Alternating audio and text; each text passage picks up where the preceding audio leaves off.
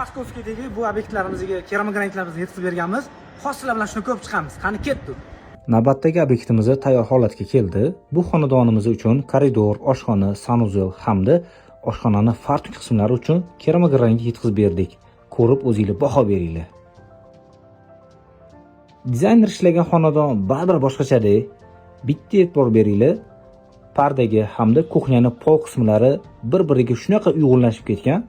Ko'pchilik mijozlarimiz to'q rangi juda ham sanuzelli bo'g'ib qo'yadi degan fikrda, lekin aslo unaqa emas. Sizlar dizayner bilan alohida urg'u berib ishlasanglar, yorug'likni ko'paytirsanglar, sanuzelliklar xuddi shunaqa holatga keladi.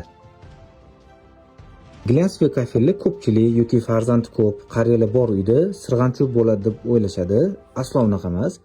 Bu mahsulotimiz har qayerdan sirpanmaydi. O'zimiz ham naskida yurimiz.